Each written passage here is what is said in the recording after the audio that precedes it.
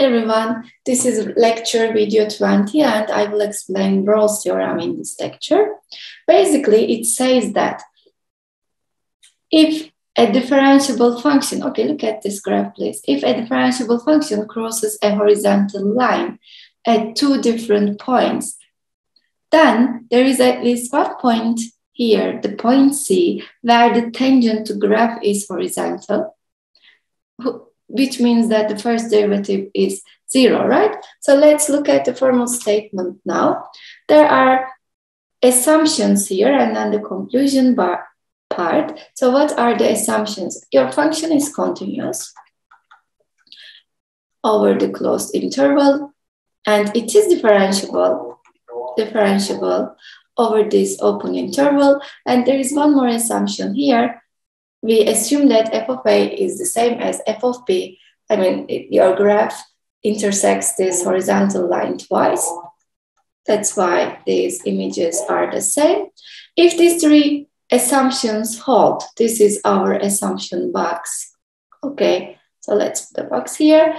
If they hold, then the conclusion is there is at least, okay, let me write the conclusion. There is at least one number C between A and B such that there is a horizontal tangent to your graph at this point. So horizontal tangent means that the first derivative is 0. So this is the conclusion box. If the assumptions hold, then you can use this conclusion. And the name of this theorem is Rolle's theorem. Okay, so this conclusion is given by the Rolle's theorem. Okay, let's try to understand what happens here. Here it is, our function is still a graph, continuous differentiable graph connecting this image to the same image now. F of A is the same as f of b, just like we discussed here. F of a and f of b are the same number. So your function starts from here, then it may be more than one, it may make more than one turning points like this. That's why we put at least one word here. So there may be more than 1 point C1, C2, C3, such that you have horizontal tangents at all those points. The first derivative at all those points, C1, C2, C3 are 0. This may also happen. So that's why the conclusion says at least one turning point whose derivative is 0. Rolle's theorem tells us that there is at least one, there may be more. Okay, so let's move on. These three cases shows us what if one of the assumptions does not hold. Okay. What if one of the assumptions of Rolle's theorem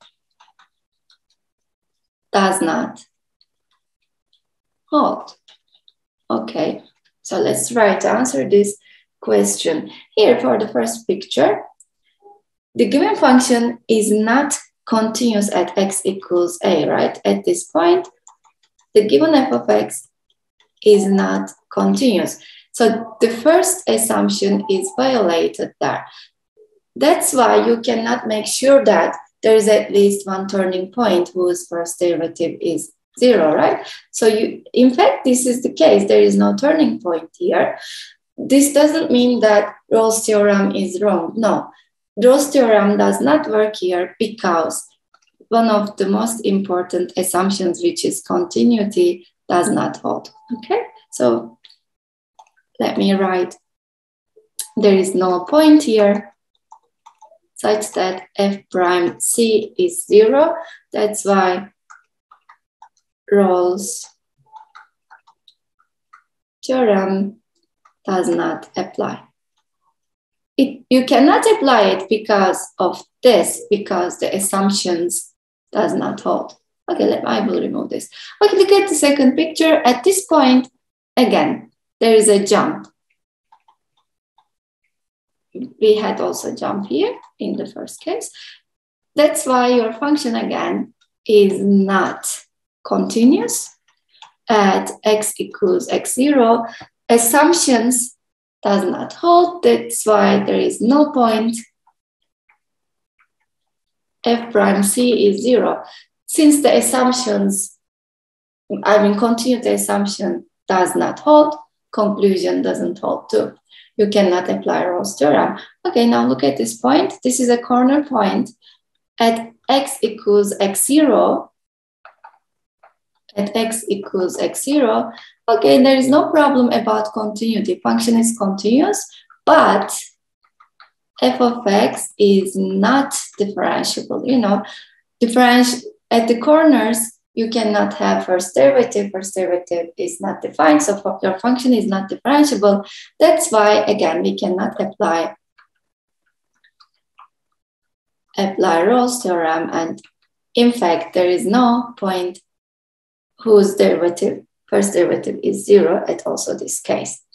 So let's move on. This is the application of the Rolle's theorem. We will be using, okay, let me write here. Use intermediate value theorem. This is one of the previous theorems that we gave you. Use the intermediate value theorem to prove that there is at least one root of a function of an equation, let's say.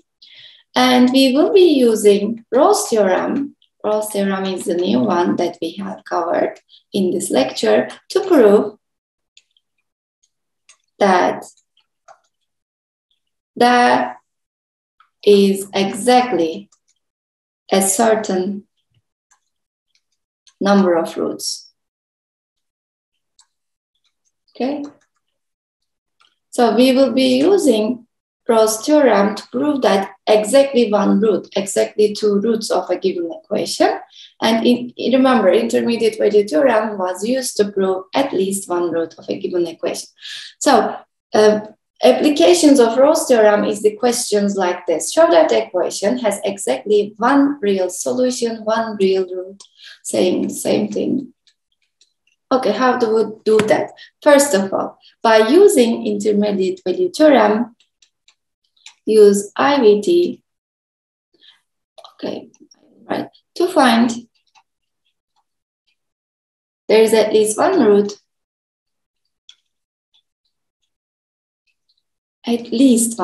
we will be using which theorem? Intermediate value theorem to find there is exactly, now, the exact number of roots is 1. To prove this exactly one root, we will be using Rolle's theorem. Okay, let's start with the intermediate value theorem part. Remember, how do we apply it? First of all, you will check whether the given function is continuous or not over a closed interval. So f of x here is given as a polynomial, which is continuous everywhere, right? That's why we can apply IVT, intermediate value theorem. This is the only assumption of IVT. And now we need to search for a positive value of the function and a negative value of the function. So what is f0? It is 1, which is a positive value. What is f of minus 1? It is minus 3, which is a negative value. So between these positive and negative values, your function has to cross x-axis, which will be the root for you. So by intermediate value theorem, there is at least one number c, 1c, between 0 and minus 1, such that fc is 0, right? So at least one such c. This is the root of your equation now. Okay, let me also draw the picture for you. So what happens here? F of 0 is 1. Here, 1. And f of minus 1 is minus 3. This is minus 1, minus 3. So to connect this point to this point here, you have to cross x-axis at least at one point, okay? Now we will try to prove, let's call this point as C. So at least one such C we have. This is proved by intermediate value theorem. Maybe there are more than one routes, like from here to here, to connect your graph, maybe your function does this kind of behavior so that maybe, okay, let me write. Maybe there are more than one routes. There are more than one route. Okay, to eliminate this case, we will be using Rolle's theorem to prove that there is in fact only one route. There is exactly one route. So now time to apply Rolle's theorem. We handled intermediate value theorem part. Now at the second part, proving exactly one route. We will be using Rolle's theorem to prove exactly one route. Okay, let's handle this case. Again, we will be searching for the assumptions of the theorem. The given function, which is a polynomial, is continuous everywhere. And what is the first derivative of it? Let's check if it is differentiable or not. So 3x squared plus 3, you see, its first derivative is also a polynomial, which means that your function is differentiable everywhere. You can insert any real point here you like. There is no point where the first derivative is not defined. Differentiable everywhere. So the assumptions of the mean value theorem are checked. There is one more assumption. Okay, here we will be assuming that there exists more than one route. So let's assume that there exists more than one route. So let's assume that, in fact, this is the situation. So let's, by the way, I will change this point C to A, okay? So let's assume that there is one more route, which I call as B. So let's say there are two such points, two routes, like this. Then, okay, remember this was the third assumption of the Rolle's theorem. Then, what is the conclusion? If this is the case, continuous and differentiable function, and you have two different, you have 2 points at which your function has the same image, then by Rolle's theorem, there must be one turning point, right?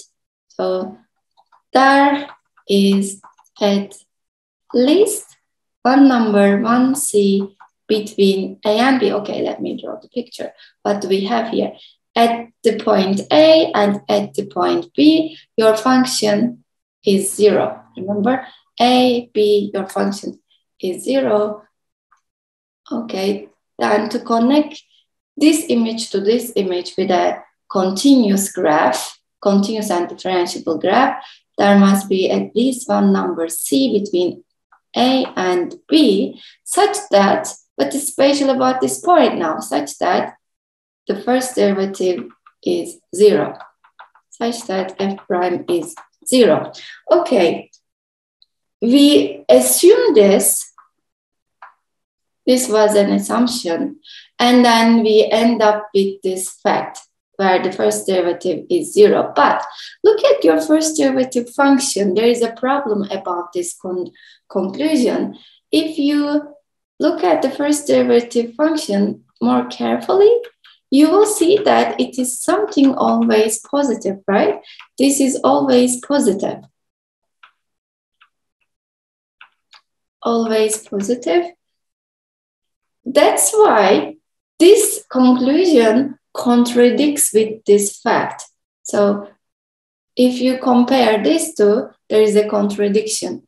which means, but let me write here, but f prime is always positive, then what does this mean? Which means that the assumption that leads us to this conclusion is in fact wrong. So this means that contradiction we have.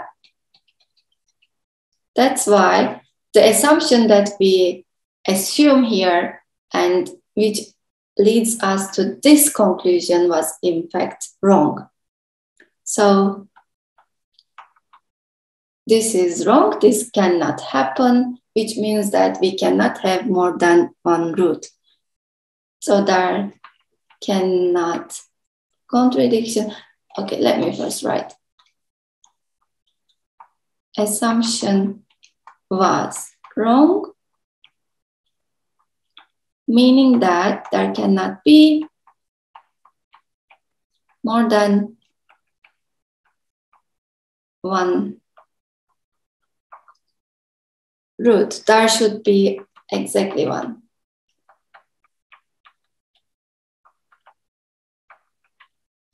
Exactly one. So by Rolle's theorem, you will be doing a proof by contradiction, and at the end, since the fact which is f prime being always positive, this fact contradicts with the fact that f prime is 0. So this conclusion is obtained when we assume this assumption should be wrong. There should be then only one root. Okay, I stop here. Thank you for your attention.